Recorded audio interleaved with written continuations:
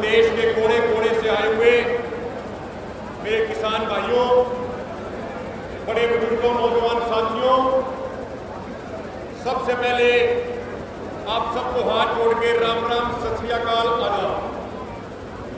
मेरी एक प्रार्थना है, जो ये अभी बाद में सरदार जगजीत सिंह डल्लेवाल जी भी बोलेंगे, मेरी आपसे एक प्रार्थना है कि राजनीतिक पार्टियों की तरह हमारे पास कोई आईटी सेल तो नहीं है।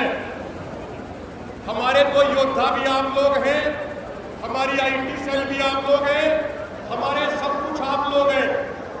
इसलिए मेरी प्रार्थना है हाथ जोड़ के, जो हमारे नौजवान साथी हैं यहाँ पे, वो साथी अपने फोन में फेसबुक के माध्यम से फेसबुक लाइव अभी जरूर चालू कर ले।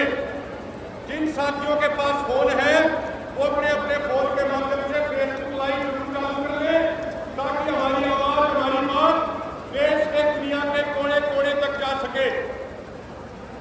मेरे किसान भाइयों, मजदूरों भाइयों, कल यहाँ पे कुछ अधिकारी कह रहे थे, कुछ अधिकारी बोल रहे थे कि पंचायत नहीं होने दी जाएगी।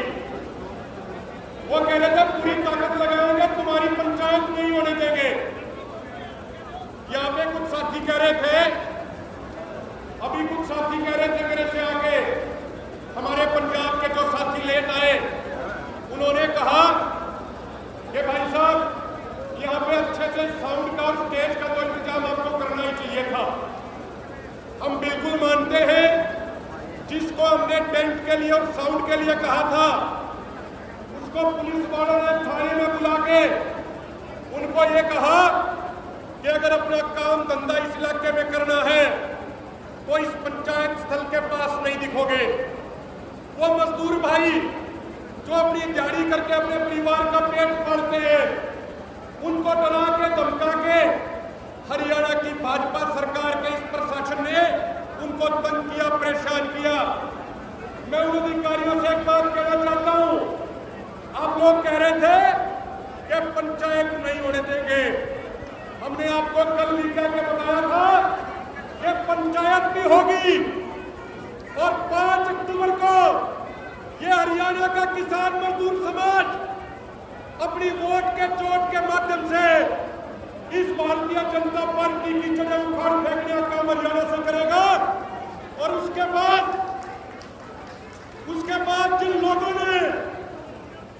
लोगों ने किसानों और मजदूरों के ऊपर अत्याचार करे हैं, चाहे वो राजनेता हो, चाहे वो अधिकारी हो, चाहे वो कर्मचारी हो, एक एक चीज का हिसाब किताब किया जाएगा, एक एक चीज का हिसाब किताब उनके साथ किया जाएगा। मेरे भाइयों, नौजवान साथियों, बुजुर्गों, ये जीत की धरती राजनीतिक बदलाव करने के लिए जानी जाती है, लेकिन आप लोगों की संख्या, आप लोगों का हौसला देख के आज इस मंच से एक बात कहना चाहते हैं कि हरियाणा की यह धरती, जीत की एक क्रांतिकारी धरती, अब की बार राजनीतिक बदलाव करने के साथ साथ किसानों की किस्मत को भी बदलने का काम करेगी। और आज यहाँ से एक मजबूत नींव रख दी गई है। एमएसपी गारंटी कानूनी सरकार को हर हाल में बनाना पड़ेगा। अगर वो नहीं बनाएंगे तो केंद्र की सरकार भी उनकी चली जाएगी। वो सरकार भी ज्यादा दिन चलने वाली नहीं है। मेरे भाइयों, नौजवान साथियों, मैं आपसे एक बात साझा करना चाहता हूं। आपका ये हौसला, आपका ये जज्बा, आपकी ये बहादुरी देख के मुझे 4 लाइनें याद आ रही है जो हमारे एक बुजुर्ग साथी ने लिखी थी। आज वो कैंसर से पीड़ित है, लेकिन उनकी लिखी हुई 4 लाइनें जरूर बोलना चाहूंगा। ये 4 लाइनें इस पूरे किसान आंदोलन को समर्पित है। आहटें फिर से आने लगी है, आहटें फिर से आने लगी है, कोशिशें सुखवाने लगी है, कोई आवाज देने लगा है, चुप्पियां भी गुनगुनाने लगी है। कोई हलचल है समुद्र के तल में, कोई हलचल है समुद्र के तल में, ये बड़ी बड़ी कश्तियां भी डगमगाने लगी है। देखना एक आंधी उठेगी, चींटियां घर बनाने लगी है। और जो आंधी आप लोगों ने 13 फरवरी से शुरू करी है,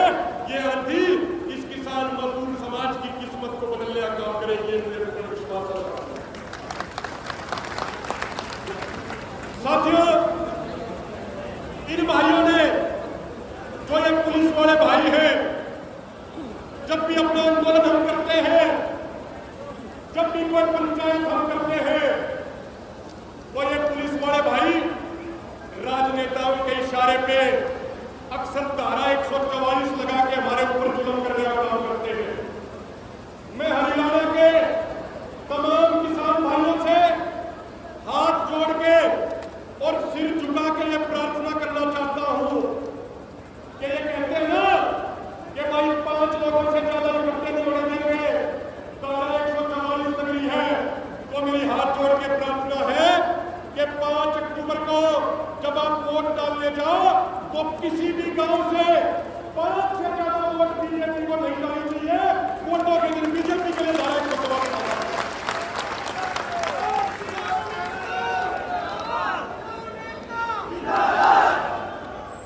मेरे भाइयों, पंजाब के साथियों का एक अनुशासन है, ये हमेशा झंडे लेके चलते हैं।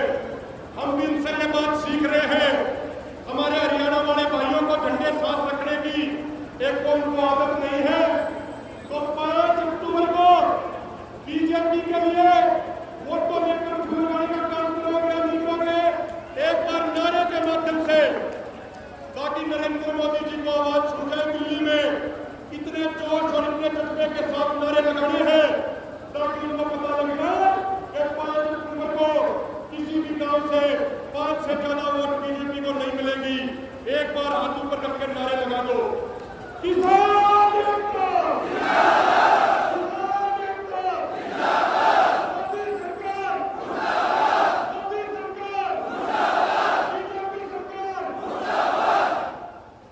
साथियों का आप लड़ाई हम लड़ रहे हैं। ये लड़ाई ना तो एमएलए बनने की, ना ये लड़ाई एमपी बनने की, ना ये लड़ाई किसी को एमएलए बनाने की। ये लड़ाई रोटी और बेटी को बचाने की लड़ाई है। और जो किसान मजदूर समाज है, ये अपनी रोटी और बेटी को बचाने के लिए अपनी कुर्बानी दे सकता है, लेकिन अपनी रोटी और बेटी की आवाज नहीं होने देता। ये किसान मजदूर समाज की पहचान है। साथियों, रोटी बचानी इसलिए जरूरी है। अब एक बात सोच के देखो, 2021-22 में 36 अमीर देशों के संगठन OECD की एक रिपोर्ट आई थी। उस रिपोर्ट में कहा गया कि जिस MSP का वादा भारत में किसानों के साथ किया गया था, वो MSP न मिलने के कारण और अचानक से फसलों के इंपोर्ट एक्सपोर्ट पर रोक लगाने के कारण 1 साल में भारत के किसानों को 14,78,000 करोड़ का नुकसान हुआ है 1 साल में। और अगर भारत के किसानों पर टोटल कर्जा की बात की जाए तो भारत के किसानों पे टोटल कर्जा मात्र 16,80,000 करोड़ का है।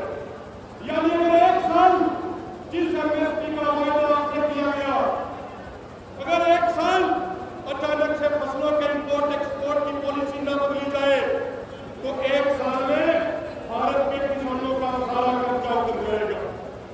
तो मेरे भाइयों, ये लड़ाई उस चीज की है। आपको एक चीज छोटी सी बता दें, आज के दिन आपने देखा होगा, जनवरी 2023 में एक बहुत बड़ी संस्था CMI ने अपनी रिपोर्ट दी थी। उस रिपोर्ट में कहा कि पूरे देश में, पूरे भारत में अगर कोई राज्य बेरोजगारी के मामले में नंबर 1 है तो उस राज्य का नाम हरियाणा है। हरियाणा में 37.4% बेरोजगारी है, यानी नौजवानों के लिए नौकरी नहीं है। अगर स्वामीनाथन आयोग के C2+50% फार्मूले के अनुसार फसलों के रेट की बात करें तो गेहूं का 1 क्विंटल का लागत खर्चा 2600 से 2700 रुपये आता है, लेकिन MSP कितना मिलता है मेरे भाइयों? 2,275 रुपये। अगर आप स्वामीनाथन आयोग के फार्मूले के अनुसार देखोगे तो हर साल खेती में आपको घाटे पे घाटा होता जा रहा है। अब नौजवानों ने, जब इस देश में हमारे लिए रोजगार नहीं बचा, खेती में कुछ नहीं बच रहा, तो नौजवानों ने एक नया रास्ता ढूंढा था कि भाई विदेश जाके मजबूरी में मजदूरी करेंगे। लेकिन आपकी जानकारी के लिए बता दूं, जो नौजवान विदेश जाते थे आज से 3 साल पहले जिस काम को करने के 1 घंटे के उनको $18 मिलते थे, आज उसी काम को करने के 1 घंटे के मात्र 10 से $12 मिलते हैं साथियों। ये America, Canada, New Zealand, Switzerland, Sweden, Norway, France, Britain, Germany, ये देश इतने ज्यादा चतुर हैं, ये तभी तक हमारे लोगों को अपने देश में आने दे रहे हैं जब तक इनको सस्ते मजदूर चाहिए। ये तभी तक हमारे नौजवानों को अपने देश में आने दे रहे हैं जब तक पैसा यहाँ से वहां जा रहा है। जिस दिन पैसा वहां से यहाँ आने लग गया और उन लोगों को सस्ते मजदूरों की जरूरत खत्म होगी तो एक भी आदमी को वो अपने देश में नहीं घुसने देंगे। तो वो रास्ता विदेश में मजबूरी में जाकर मजदूरी करने का रास्ता भी बंद होने वाला है। तो अगर अगली पीढ़ी बचानी है, अगर अगली पीढ़ी की रोटी बचानी है तो एक ही तरीका है। अगर भारत बचाना है तो खेती बचानी पड़ेगी और खेती बचानी है तो एमएसपी गारंटी कानून हर हाल में बनाना पड़ेगा। मेरे भाइयों, मेरे बुजुर्गों, नौजवान साथियों, मैं छोटी सी 2-3 बातें कह के अपनी बात को खत्म करूंगा। 1982 से 1982 में पहली बार हरियाणा में किसी आंदोलन में गोलियां चलाई गई थी और हमारे किसान भाइयों को शहीद किया गया था। उसके बाद अनेकों बार गोलियां चलाई गई। आंदोलन में किसानों को शहीद किया जाता है। 13 फरवरी से शुरू हुए आंदोलन पे हरियाणा की भाजपा सरकार ने फिर से अंधाधुंध गोलियां चलाने का काम किया।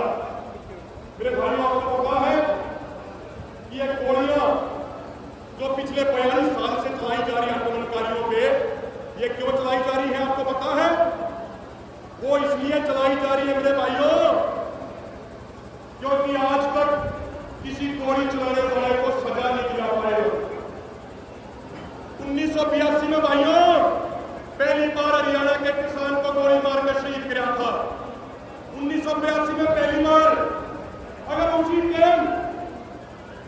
टाइम आंदोलनकारी सारे खड़े होते और आंदोलन जीतने के बाद कहते कि एक लड़ाई उन गोली चलाने वालों को जेल में भेजने के लिए लड़ी जाएगी और उन्हें जेल में भेज देते, तो उसके बाद कोई राजनेता, कोई कर्मचारी, कोई अधिकारी आपके ऊपर गोली चलाने की हिम्मत नहीं करता। या मैं सारी संगत से या हमारे बेटे सारे भाइयों से एक हाथ जोड़ के प्रार्थना करता हूं मेरे भाइयों, पंजाब वाले भाइयों से, हरियाणा वाले भाइयों से, राजस्थान वाले भाइयों से एक हाथ जोड़ के प्रार्थना है। एक दिन सरदार जगजीत सिंह डल्लेवाल जी की मेरी बात हो रही थी।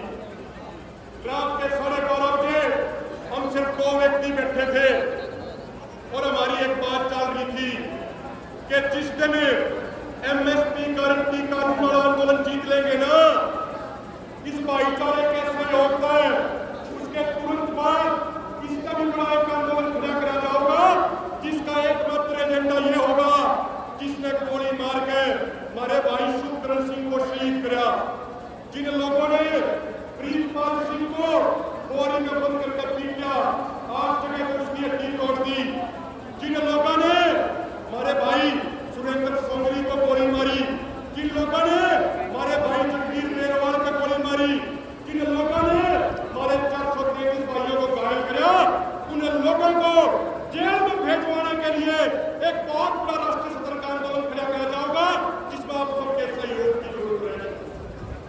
और आपसे एक बार फिर पुनः निवेदन करूंगा, उन लोगों को जेल में भिजवाने के लिए आपने देखा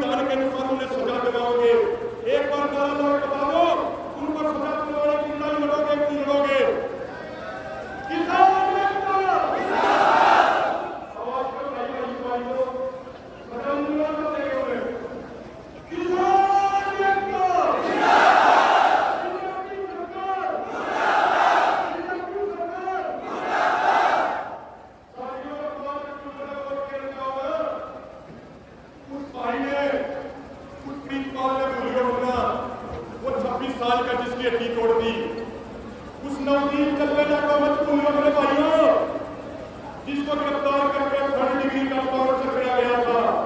वो आपका अपना बेटा, अपना भाई था। 5 अक्टूबर में हर चीज का वोट के माध्यम से हिसाब किताब करना है। और आखिर में एक दो बात है कि अपनी बात में खत्म करूंगा।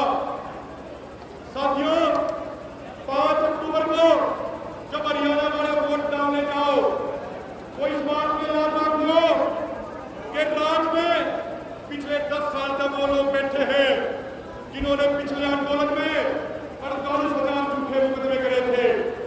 इस आंदोलन में 5,000 झूठे मुकदमे करे। पिछले आंदोलन में 833 भाई शहीद करे थे। इस आंदोलन में 31 भाइयों को शहीद कर चुके हैं, 433 भाइयों को घायल कर चुके हैं। 5 तारीख को वोट डालने जाओ तो उन चीजों हरियाणा भाइयों याद रखियो। आप ये याद रखियो कि आपके किसान मजदूर समाज की बेटियों को जो पहलवान बेटी हक और इंसाफ के लिए जंतर मंदिर में बैठी थी, उनको इंसाफ देने की बजाय, उनका साथ देने की बजाय बीजेपी वालों ने उनको सड़कों पर घसीटने का काम किया था। इस चीज में याद रखियो। 5 अक्टूबर को जब वोट देने जाओ तो इस बात में याद रखियो कि राज्य में वो लोग बैठे हैं जिन्होंने अगली पीढ़ी के भविष्य को बर्बाद करने के लिए 4 साल की अग्निवीर योजना बनाई। इस चीज में याद रखियो।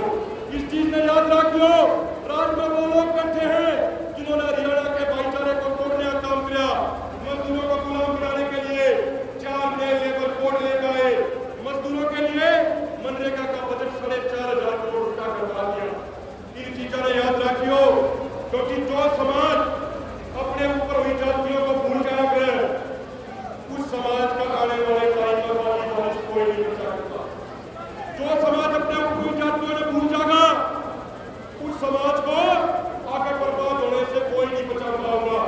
इसलिए हाथ जोड़ के प्रार्थना है, पिछले 10 सालों में जो जो जातियां भारतीय जनता पार्टी ने हरियाणा के किसान मजदूर समाज के ऊपर, 36 बिरादरी के ऊपर जो जाति गिरी है, जो अत्याचार किया है, जो जुल्म किया है, 5 अक्टूबर को वोट के माध्यम से ब्याज समेत उनका हिसाब किताब करने का कार्य करेंगे।